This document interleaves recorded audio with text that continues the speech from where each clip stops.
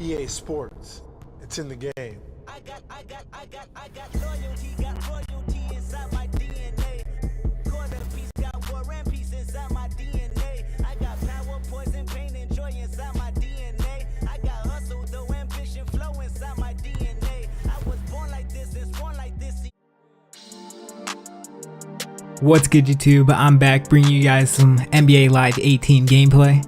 But out the gates, we have 3 positions that we can choose from: guard, wing, and big. I'm leaning towards the guard, but now we're getting a more in-depth look at each archetype: point shooter, slasher, backcourt defender, and playmaker. I'm probably going to be the backcourt defender because my 2 starting skills are dribbling and on-ball defense, so I'll probably have the handles of a playmaker. I'm going to be the lightest weight, 165, and the max height, 6'5".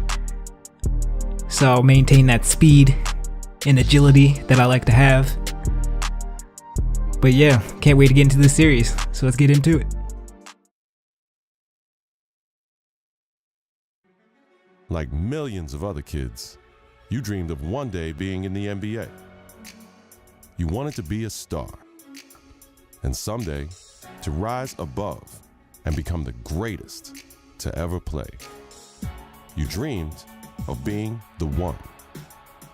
But the road to stardom is never easy. There are obstacles, injuries, and disappointments. Adversity is universal. It can happen to anyone at any time. And one day, it happened to you. You went from being a guaranteed lottery pick to a kid who may never even play college ball again.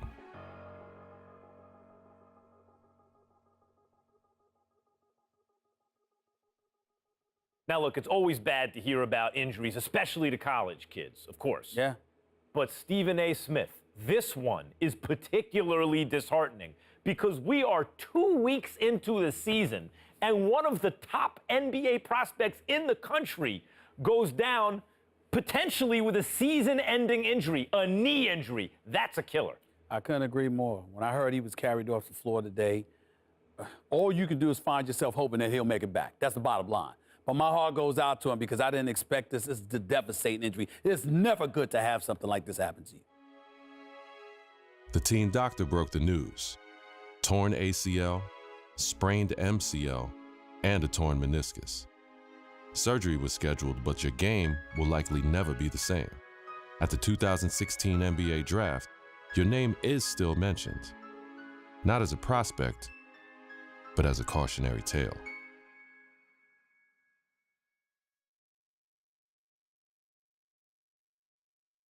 Now, there's another huge story in this year's draft. A record number of underclassmen, 30 of them, undrafted.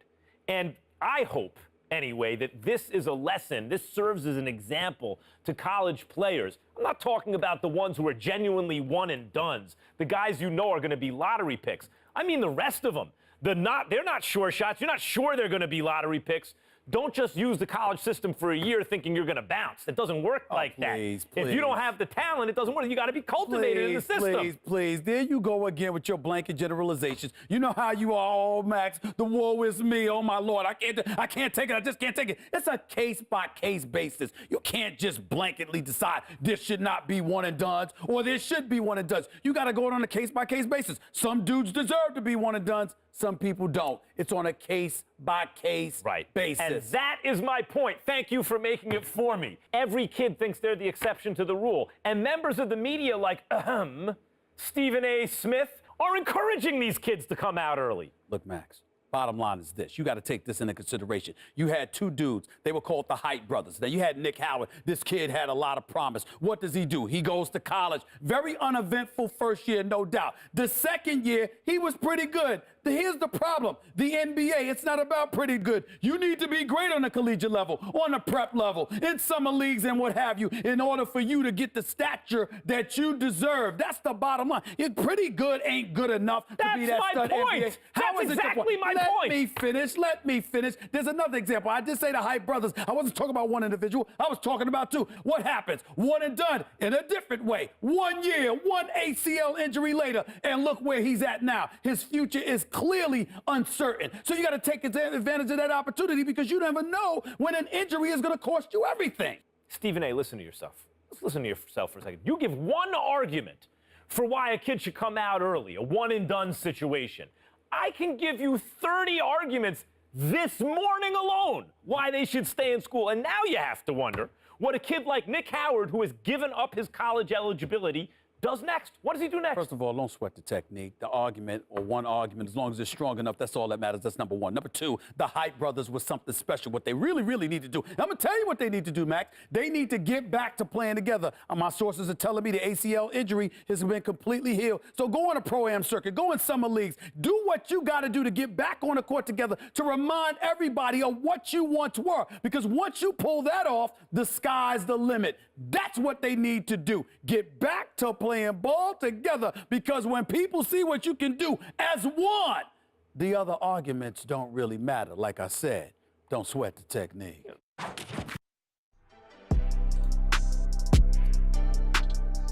I like that little first take addition that they added to the game. Makes it seem more realistic. Can't go wrong with your boy Stephen A. Smith. But now we're texting the homie, Nick Howard. Seems like they have a similar system to 2K17 with their phone little feature that they had. But I'm probably gonna go with the hype and the experience, so I'll be able to upgrade my guy later on, make him even better. This is New York City, the mecca of basketball. The original Rucker League began here in 1947. 9 years later, the tournament found a permanent home uptown at PS 156 Playground. Those early Rucker days showcased talents like Lou Alcindor, Wilt the Stilt, and Earl the Pearl. It's also where Julius Erving became the Doctor. In 1974, the park was respectfully renamed Holcomb Rucker Park in honor of the tournament founder. Now, many have influenced the growth of the Rucker since, but none more heavily than the late great Greg Marius, founder of the EBC. Many would argue that the Ruck is the birthplace of true street ball and the crossover dribble. Considering New York City's penchant for flashy guard play, there are few who can challenge that. After the legendary exploits of Rucker alumni like Rod Strickland, Rafer Alston, and Kyrie Irving, it goes without saying that getting crossed up or banged on can happen to anybody at any given moment here. It's no wonder that this unassuming uptown playground has become the most widely recognized street ball court in the world. Rucker Park, Harlem.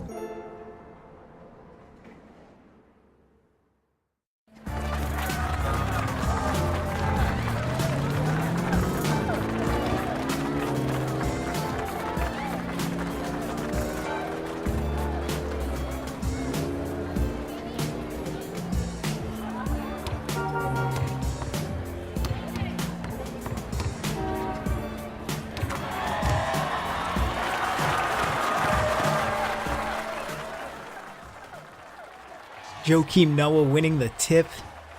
I like it. But EA did a really nice job replicating the pickup game atmosphere. You got the crowd surrounding the court. But I was trying to test out the handles to see what EA was working with this pro stick. And Nick Howard finds me in the paint. I grab my own board, put it back up. Not giving up on the glass. What a way to start.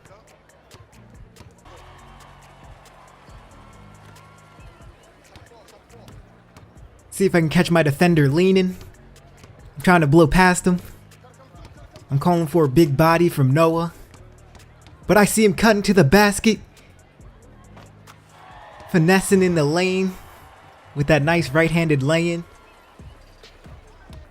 Let's see if they'll be able to respond on their possession. He's trying to work him in the post. He was having none of that. I snagged the board, turning on the burners, taking it coast to coast, finishing in contact. Let's go. Getting that easy lay-in. Hopefully I'll be able to use my backcourt defender abilities. See if we can get it going here. Harassing them, not letting them go anywhere with the dribble. They aren't really doing too much with the ball right now. Might be wasting a possession. My teammates are clamping up very well on this possession. They don't know what to do with it. The shot clock is winding down. Will they get that shot clock cheese? Not today.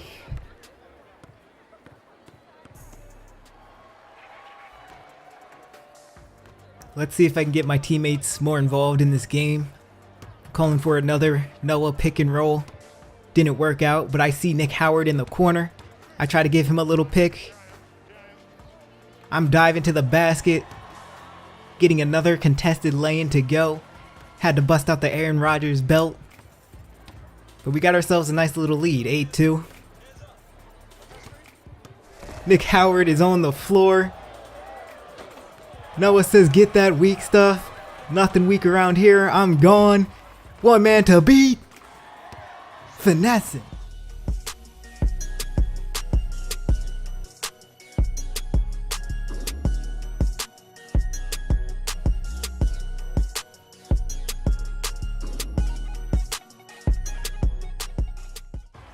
Out here looking like Kyrie with that Houdini layup. The momentum is clearly on our sides, it's obvious. Nick Howard is forcing his man baseline, causing that turnover. Lance is shaking his head. Hopefully we can take advantage. I'm looking to break down my defender, catch him in a daze. But I feed it to the big man in the post. I'm immediately cutting to the basket. He finds me. I'm pulling. Knocking in the fading jumper. I have a little flame beside my name. It's gotta mean I'm cooking. I'm just simply big boying my defender, giving me that easy layup opportunity. You're gonna have to come with better defense than that. We're up 14-8 right now. We have a nice lead. But I hit my man with a nice behind the back move. I see Nick Howard cutting to the basket. He's going up strong. Slamming it down hard. I see my man being too casual with the handle. I poke the ball loose immediately. I'm taking off. Finishing inside with a nice finger roll.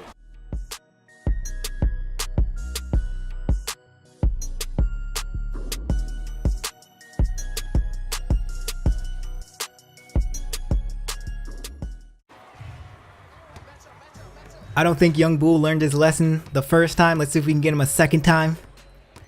He's out here getting fancy with the flashy passes. He doesn't care that he's down double digits. He somehow gets by me, but I don't give up on the play and I'm rewarded with a chase down block. I'm trying to make my way to the hole, but they aren't having it. I'm forced to kick it out to Nick Howard. Kicks it to VC. VC finds me in the lane. And I'm able to finish in traffic. I'm not giving my man any room to breathe. I'm locking him up. But he somehow gets by me with a speed boost. My teammate has my back. Blocking it out of bounds.